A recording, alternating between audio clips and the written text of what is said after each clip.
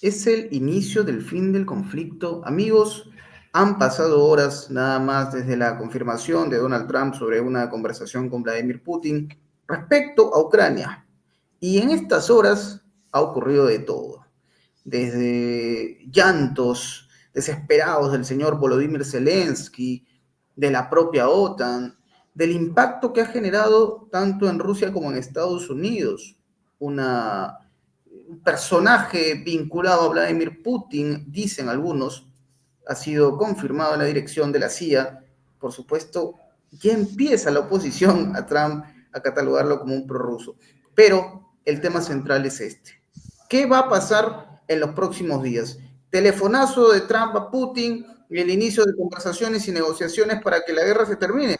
Pero esto, en verdad, va a ocurrir pronto. ¿Hay algo tangible? ¿Cómo van a quedar los protagonistas en esta historia? En fin, desarrollaremos este y otros temas con un invitado de lujo, un analista internacional, el señor Eduardo Luque, a quien hemos entrevistado en muchas ocasiones en Prensa Alternativa. Es un amigo de la casa, siempre lo tenemos una vez a la semana. Querido Eduardo, hoy por hoy, ¿quién quisiera estar en el pellejo de Volodymyr Zelensky? Que incluso Trump dijo, ojo con este detalle, ¿eh? Ha dicho abiertamente, el señor Zelensky es impopular, ¿ah? Impopular, con una aprobación cada vez más baja de parte de los ucranianos. En fin, todo lo que ha pasado en estas horas es de alto impacto. Eduardo, por favor, tus impresiones sobre este momento que podría ser, ojo, podría siempre el condicional histórico para el conflicto en Ucrania. Pues, bueno, yo le diría una frase para comenzar, que estamos asistiendo al nacimiento del mundo del mañana. El nacimiento del mundo del mañana. Porque no estamos solo al principio del fin de la guerra en Ucrania, esto es el principio del fin, aún queda larguísimo recorrido, y quien diga, piense, opine que esto ya es pan comido y cuestión de 3 llamadas, yo diría que se equivoca. Estas negociaciones serán muy complejas y largas porque se barajan muchos más aspectos que no los propiamente que se dirimen en el campo de batalla. Así que esto es el principio del fin, pero dibuja ya el mundo del mañana. Lo dijo el ministro de Exteriores Lavrov el otro día en un discurso, ¿no? Cuando dijo que, algo así, lo simplifico, que en el año 45, acabará la Segunda Guerra Mundial, en el mundo había 2.000 millones de personas, ¿no? Y el mundo de entonces era el que era, con esos 2.000 millones de personas. Hoy el mundo actual son 8.000 millones. Y Occidente, el Occidente colectivo que se dice, solo representa, no llega a 1.000 millones, 800 millones. No, esa es la cifra. Y el resto del mundo son más de 7.000 millones de personas. Por tanto, en ese nuevo mundo está la génesis de lo que estamos viendo. Está ahí el nuevo mundo que se va a generar con esos 7.000 millones, que una gran parte de ese mundo, de ese nuevo mundo, ya no va a tener en cuenta a lo que era una parte importante del mundo antiguo. Se me permite el juego de palabras, ¿no? Me refiero a Europa.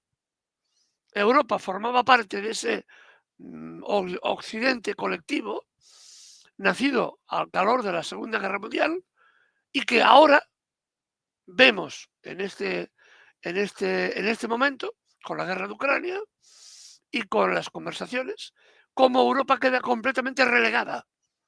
Ya no es un actor importante en esta escena. Es más, Trump va a cortar los vínculos transatlánticos con la Unión Europea.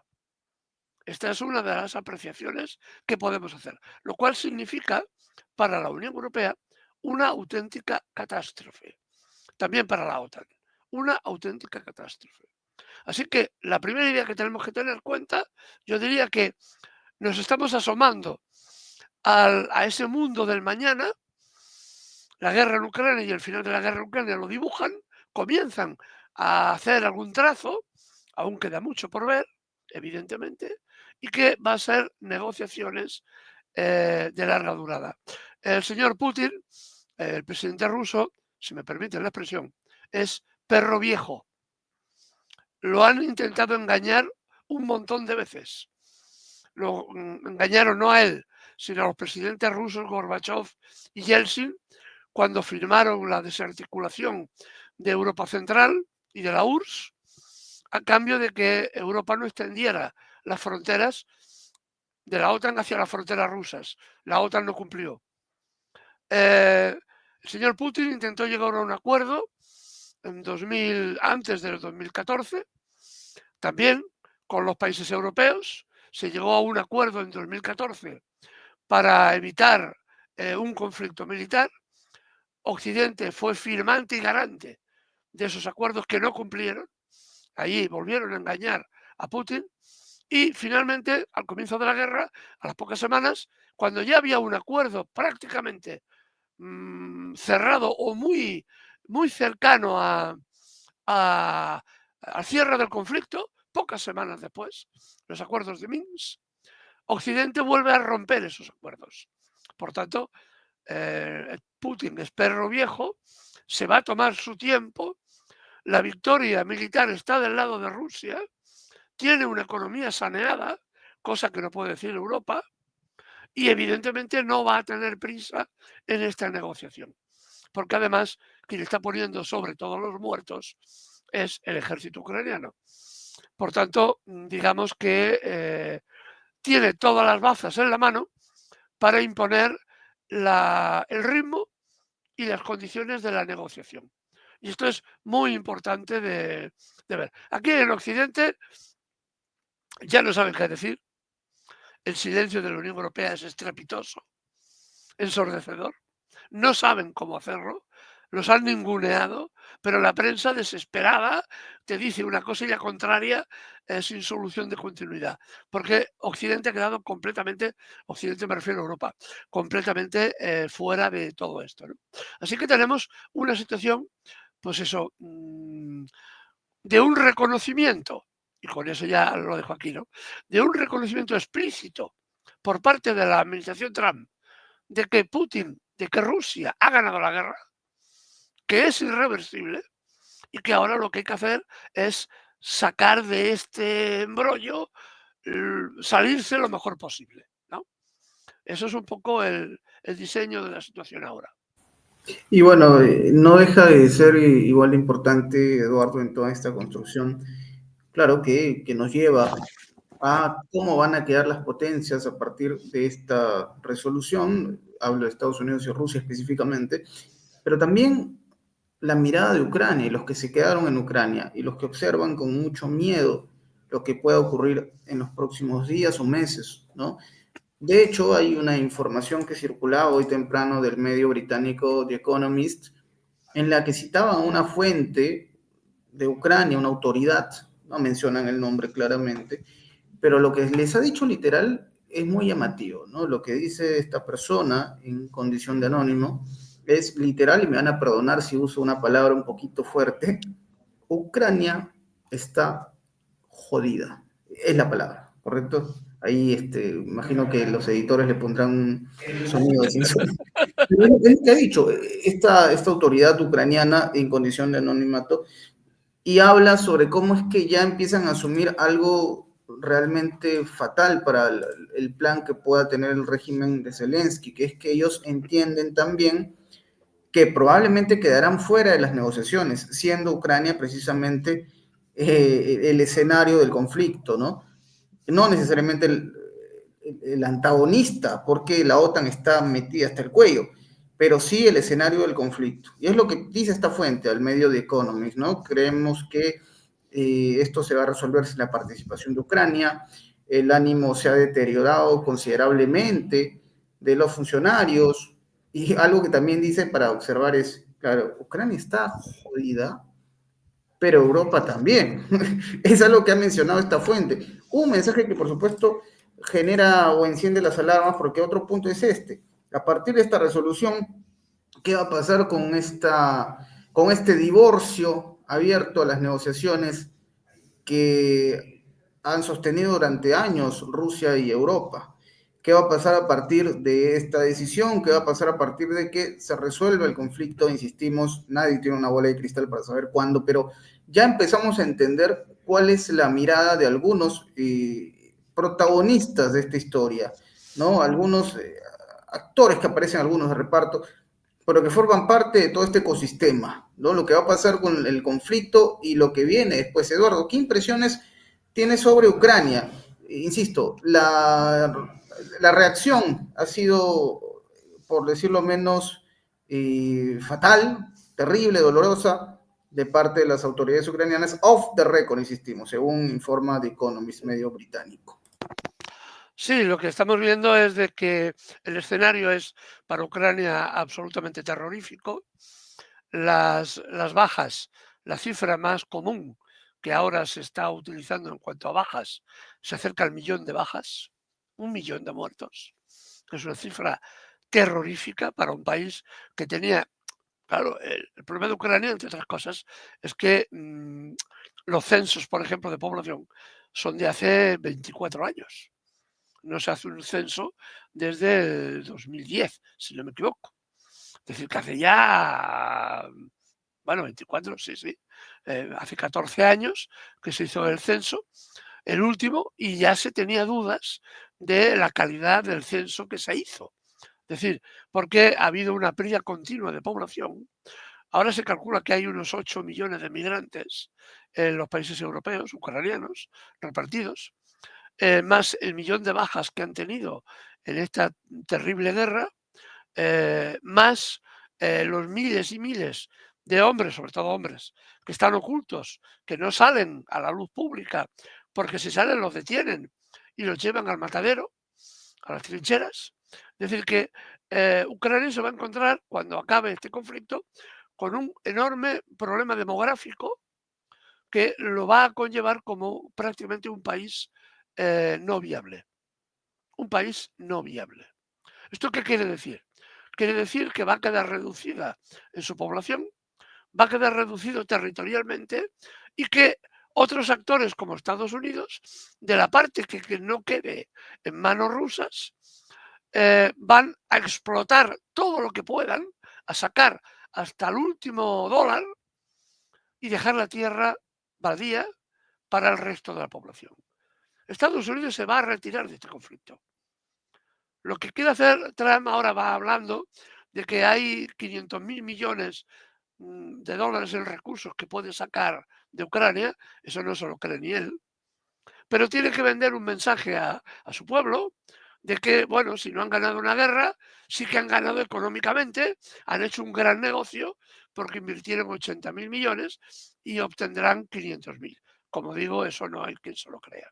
Entre otras cosas, porque 2/3 de las tierras raras y de las zonas más ricas del país ya están en manos de Rusia, en la zona de Donbass y Lugansk, más las zonas conquistadas. Ahora explicábamos, por ejemplo, lo de las ciudades que están a punto de caer en manos rusas, con las grandes minas, las pocas minas que quedan ya en manos de Ucrania, dentro de muy pocos días quedarán en manos del ejército ruso. Y estos son recursos que ya no recuperará nunca más Ucrania.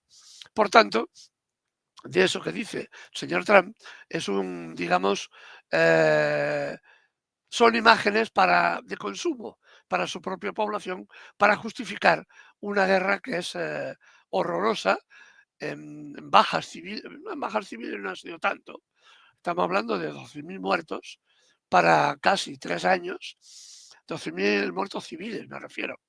Es una cifra relativamente pequeña comparando con los 40.000 muertos, 47.000 muertos que ha provocado Israel en la Franja de Gaza. Estamos hablando de 3 años contra 10 meses, las diferencias, ¿no? Es decir, que en este sentido, lo que más ha pesado y lo que más va a pesar demográficamente es la muerte de tantísimos centenares de hombres jóvenes que son la flor y nata de una nación que ya no podrán colaborar, por razones obvias, en la reconstrucción del país, ¿no? Sí que realmente lo van a tener muy complicado. Y aparte porque Rusia va a hacer otra cosa en esta negociación, que es de sentido común. Va a proponer un referéndum sobre quién se quiere quedar con Ucrania, en Ucrania, y quién quiere irse a Rusia, a la zona conquistada, o esa parte del territorio se declara rusa. Por ejemplo, me viene a la cabeza toda la costa del Mar Negro hasta Sebastopol, ahí está, hasta Odessa, perdón, hasta Odessa, es zona casi al 100% rusa, de habla rusa y de etnia rusa. Un referéndum en esa zona implicaría que Odessa, prácticamente por mayoría aplastante, no, lo siguiente, se declararía a favor de unirse con Rusia, igual que en los referéndums que se hicieron en Donbass y Lugansk, la población votó mayoritariamente no, 80-90%, por irse con Rusia, ¿no? Así que plantear, por ejemplo, un referéndum en Odessa, toda la zona de Odessa, sobre si quieren quedarse en Ucrania o quieren entrar dentro de Rusia, está claro, ¿no? Eso va a ser otra de las bazas de negociación. ¿Qué va a pasar con Zelensky? Zelensky es un don nadie.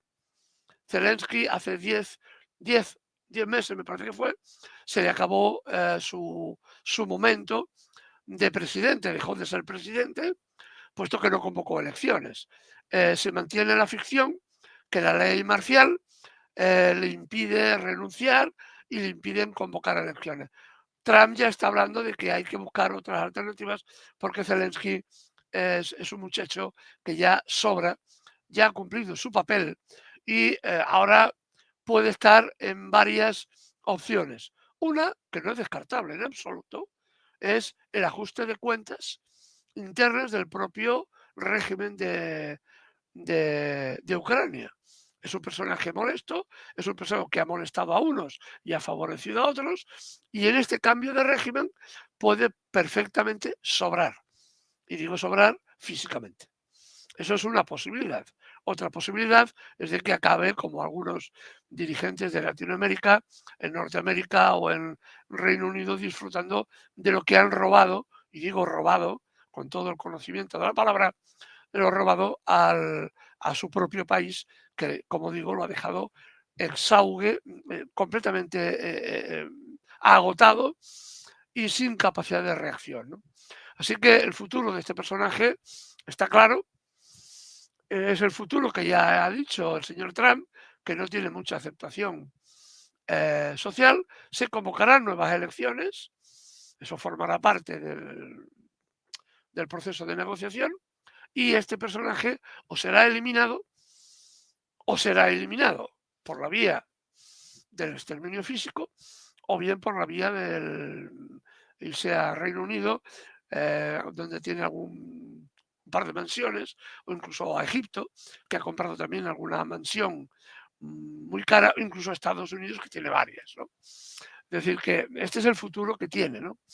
Abandonará el país, habrá sido responsable de la muerte de centenares de miles de hombres y mujeres, pero esta gente no suele tener ningún problema moral y ético. Eso Así es que quizás lo más lamentable, ¿no, Eduardo? Que no habrá, probablemente lo decimos, un escenario como este. A ver, yo trato de proyectarme hacia un futuro que podría ser muy rupturista con la lógica.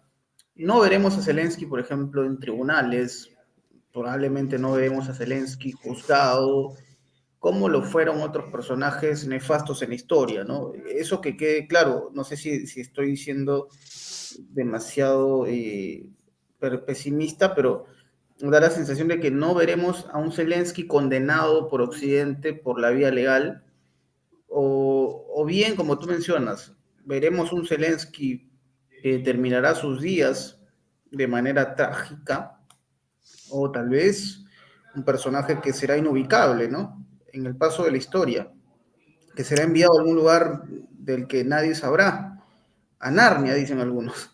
No se sabe lo que ocurrirá con Zelensky, pero lo que sí me queda claro, Eduardo, es que no veremos una condena, no veremos que, o mejor dicho, la animadversión de la que habla Trump, de la poca popularidad de Zelensky, no se va a reflejar, por lo menos, en la narrativa de la Unión Europea, porque eso sería reconocer que este efecto dominó también les caería a ellos, ¿no? Que ellos evidentemente, reconozcan, claro, evidentemente, ese es el gran dilema. Zelensky no es nadie, no era nadie, si no fuese que ha contado con el apoyo de los dirigentes de la Unión Europea y de los dirigentes de la Unión Europea que además incumplieron los acuerdos que habían firmado con Rusia en 2014, los acuerdos de Minsk. Estos acuerdos que habían sido firmados y eran garantes la Unión Europea, el señor Hollande, la señora Merkel, eran garantes de estos acuerdos. Estos acuerdos fueron papel mojado y fueron los precursores de esta guerra. Pero claro, a estos personajes nadie les va a pedir cuentas. Igual que nadie pidió cuentas, hablo del pasado, al premier inglés cuando se demostró que había mentido a su país para llevar a Inglaterra a la invasión de Irak. El Parlamento dijo que había mentido al Parlamento y al país, pero no tuvieron los arrestos legales ni los arrestos políticos por llevar a ese criminal a los juzgados y condenarlo por ser responsable de un genocidio. Esto también lo vamos a ver. Es igual que otros personajes también de la historia, como el señor Guaidó, ahora me viene a la cabeza, Venezuela, que desapareció. Sabemos que se llevó un saco de millones del erario público, robó cientos de millones de dólares al erario público venezolano, ha desaparecido y nadie le va a pedir cuentas. Esto es también otra realidad de este mundo occidental que dice que está basado en normas y valores, ¿no? Y otra cosa es, evidentemente, que esta guerra se ha mantenido costando centenares de miles de vidas gracias a la ayuda militar de personajes tan miserables como el presidente Macron o el premier inglés o el señor Scholz, o si me apura, está en la parte que le toca el presidente español o la presidenta italiana, ¿no? Que han sido también los grandes protagonistas en la sombra de esta auténtico aquelarre, ¿no?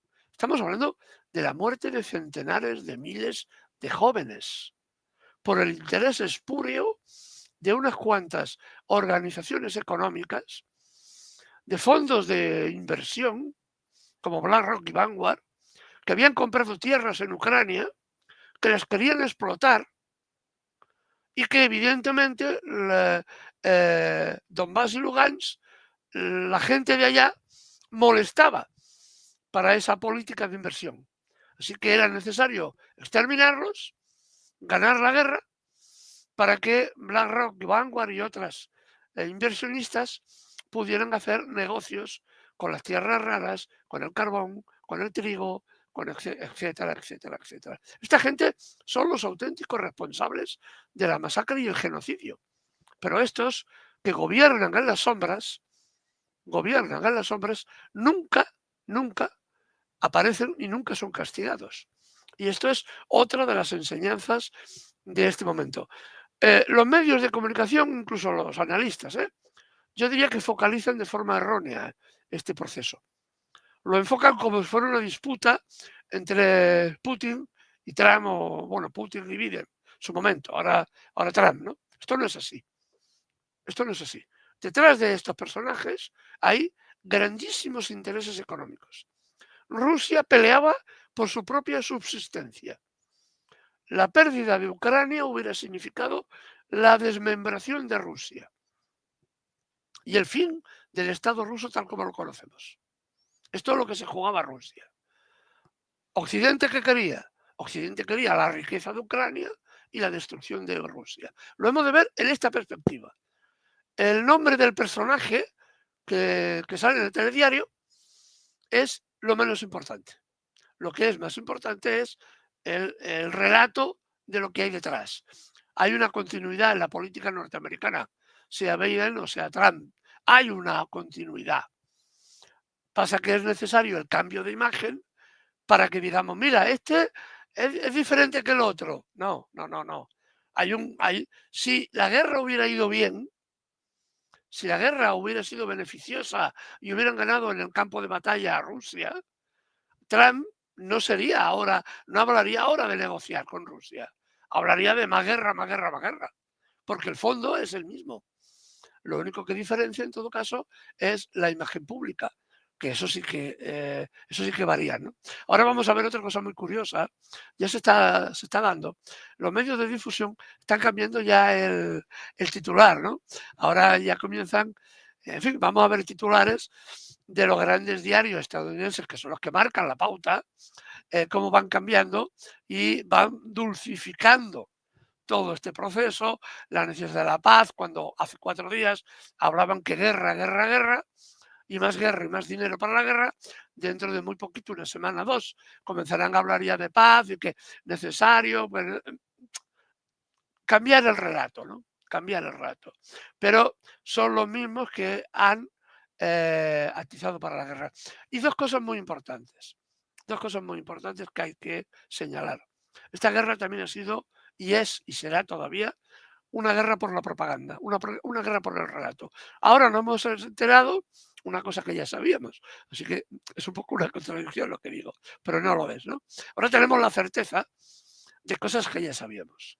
9 de cada 10 periodistas ucranianos habían sido comprados por la USDA, es decir, por los centros de inteligencia de Estados Unidos. 9 de cada 10.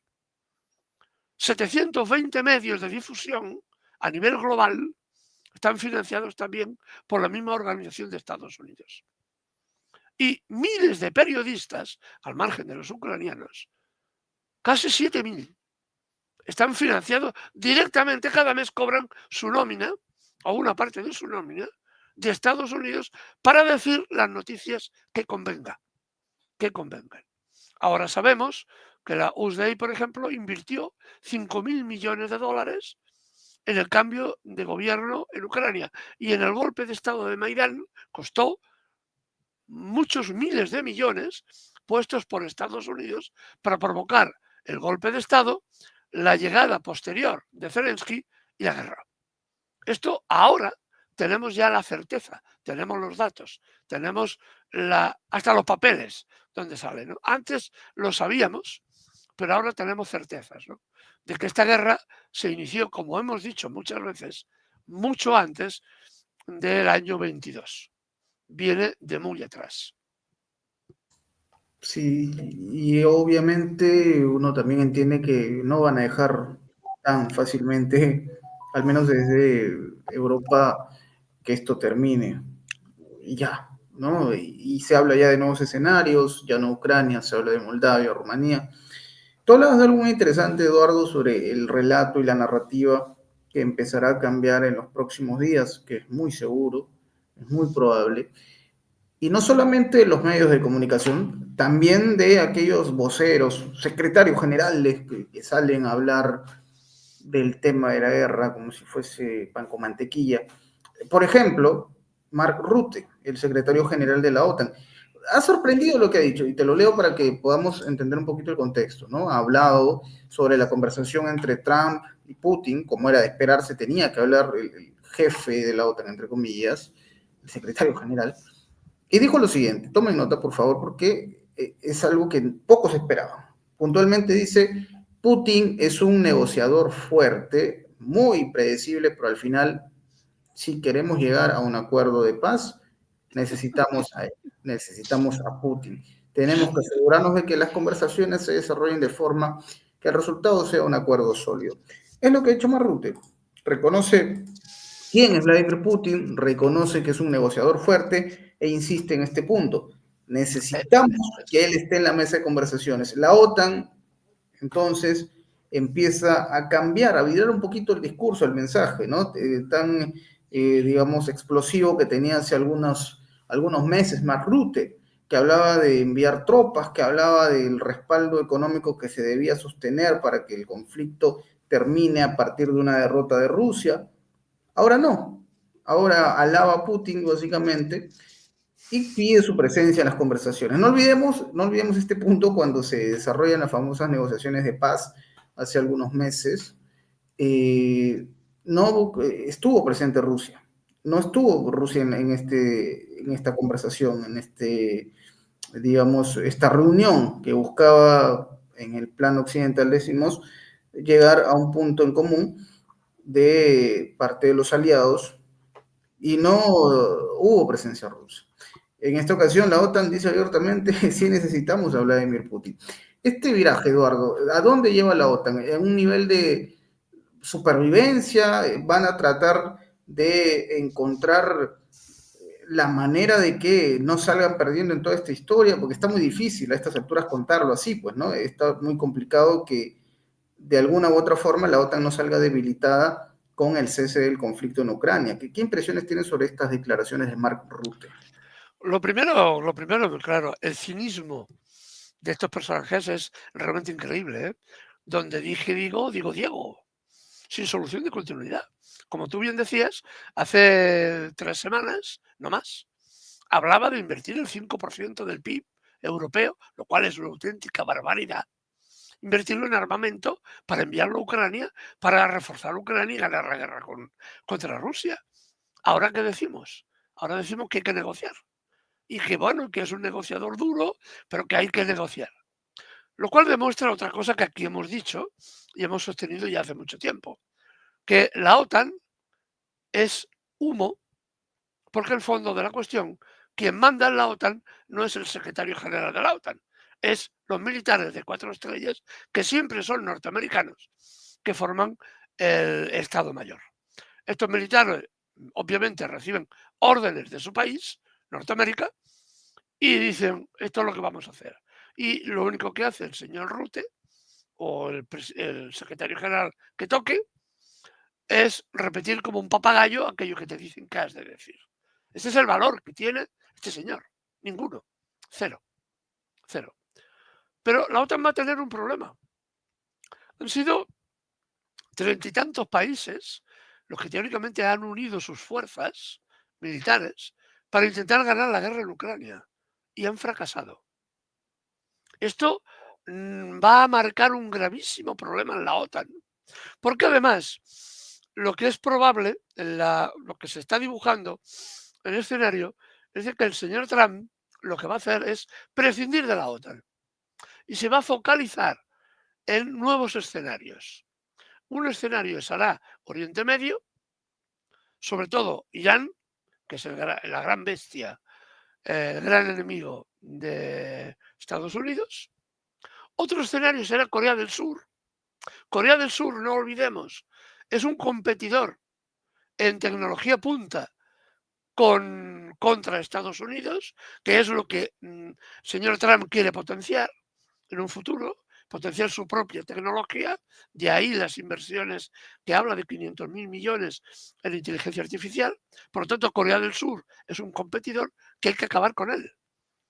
Hemos visto el intento de golpe de Estado de hace 2 meses en Corea del Sur. ¿Esto por qué se produce? Porque sí.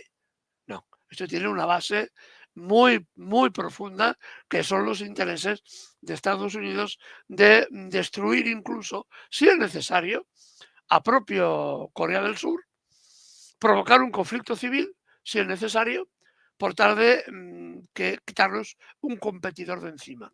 Y el otro gran competidor de encima es Japón, que es el otro competidor.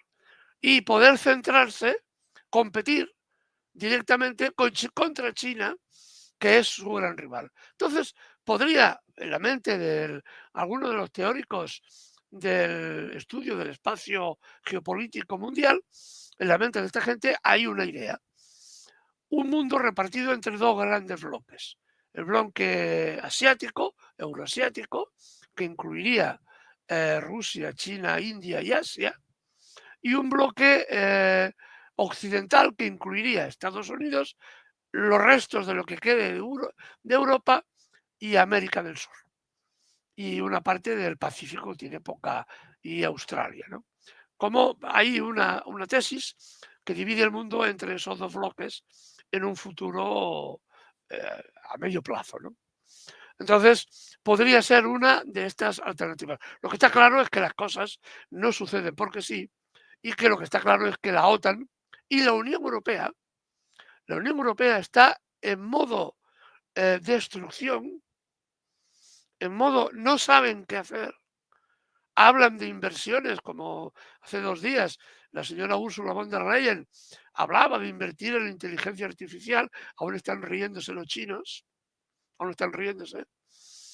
se han dedicado al negocio especulativo, financiero especulativo, han abandonado su capacidad productiva.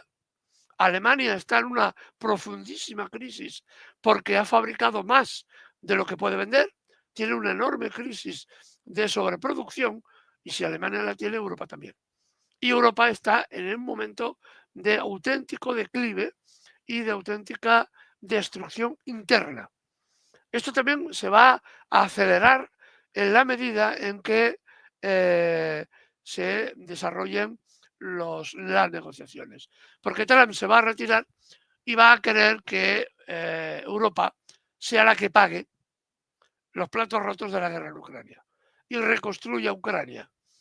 Cuando Europa, la Unión Europea, no tiene recursos ni para reconstruirse a sí misma, mucho menos para reconstruir a Ucrania. Y va a tener que enfrentar a problemas demográficos enormes, que es el abandono de Ucrania de miles o millones de personas. Si pueden huir de Ucrania y refugiarse en algunos países occidentales y otros centenares, millones de personas ucranianas que se van a incorporar a Rusia. Eso también lo vamos a ver. Eso también es otro escenario. Pero para Europa es un escenario terrible, terrible, porque era el brazo político de la OTAN. La Unión Europea es el brazo político de la OTAN.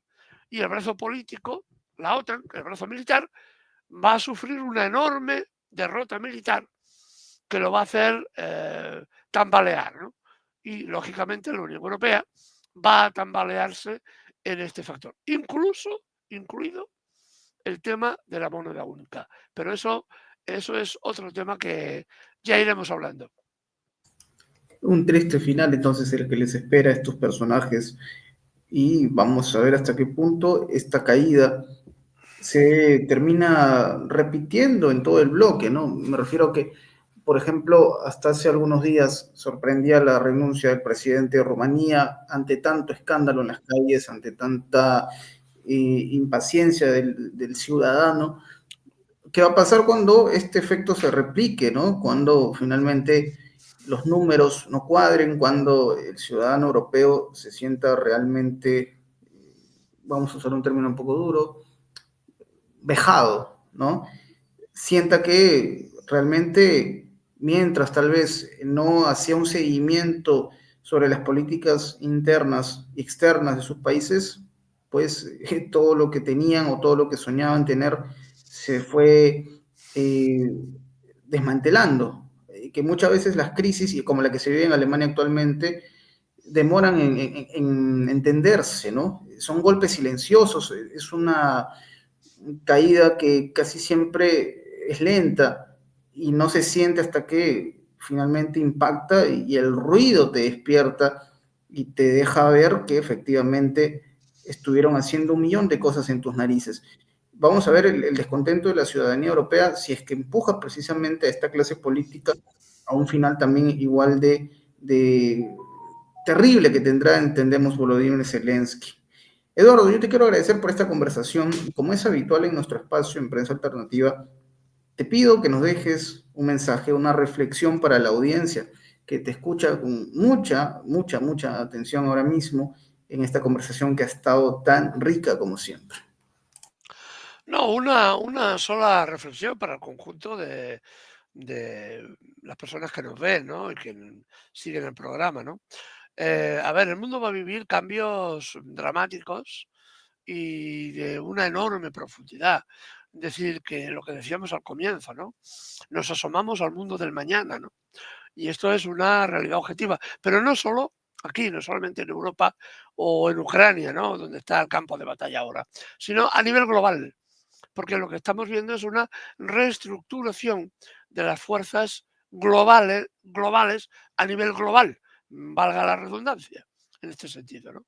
Y por tanto va a tener afectación en todos los países en todos los continentes y en todos los países. Ya he dicho, por ejemplo, de la necesidad de Estados Unidos de acabar con un rival económico como Corea del Sur o Japón, que es una cosa que sabemos que Estados Unidos no tiene aliados, tiene vasallos. Y además maltrata a los vasallos. Europa han sido vasallos hasta ahora, no aliados, y encima nos maltrata y nos impone aranceles, porque sí, porque él ha decidido que su industria tiene preeminencia sobre ninguna otra, ¿no? Y aparte porque sencillamente aniquila a su gran rival económico, que era efectivamente Europa. Cuando comenzó la guerra, Europa sobrepasaba en capacidad de, de, de PIB a Estados Unidos, que estaba colocado en tercer lugar. El primero era para China, el segundo era para Europa y el tercero era para Estados Unidos. Los datos son del Fondo Monetario Internacional, por lo tanto son datos objetivos. ¿Qué ha pasado con esta guerra? China sigue en primer lugar, Estados Unidos ya ha alcanzado el segundo lugar y Europa va a la tercera, cuarta o quinta posición ya. Esto es lo que quería Norteamérica, ¿no? Quitarse un rival de encima. Y lo han logrado. Y lo han logrado.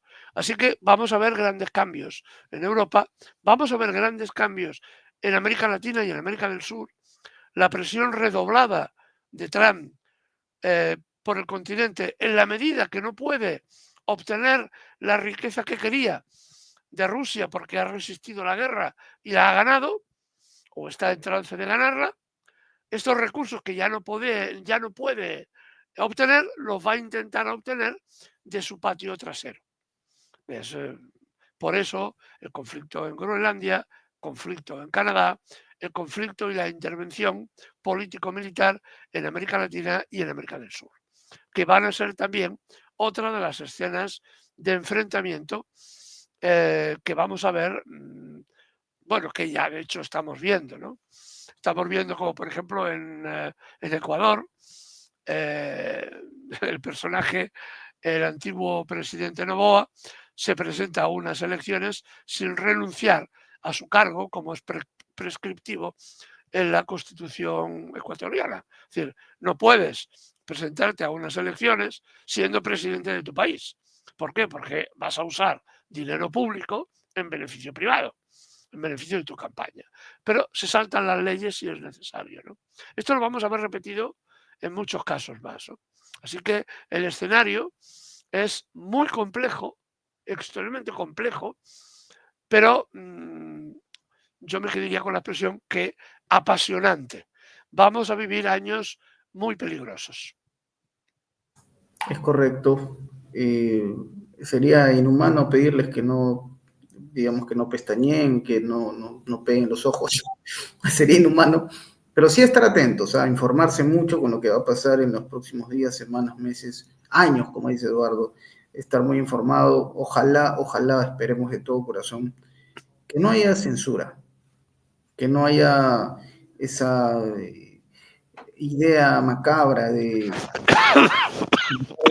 subestimar la inteligencia de las personas, de tratar de ocultarlas, de tratar de vender historias falsas. Hay que tener mucho cuidado con eso.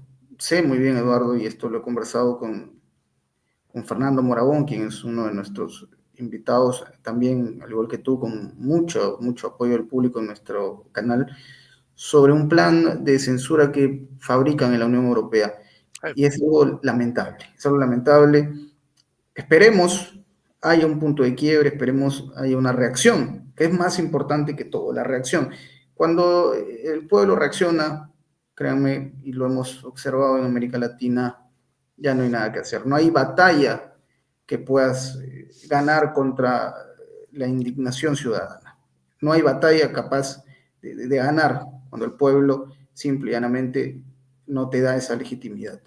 Así que te agradezco, Eduardo, por esta conversación. Vamos a tener seguramente otra bomba, otro tema impactante la semana que viene. Estaremos en la expectativa de qué va a pasar, de qué va a ocurrir en el mundo. Eduardo, te agradezco nuevamente. Es un placer conversar contigo, ya lo sabes. Y a nuestro público de Prensa Alternativa, no olviden suscribirse al canal, no olviden darle me gusta, comentar y compartir, que es totalmente gratis. Mi nombre es Enzo Anchante, nos despedimos. Ha sido un placer. Hasta la próxima.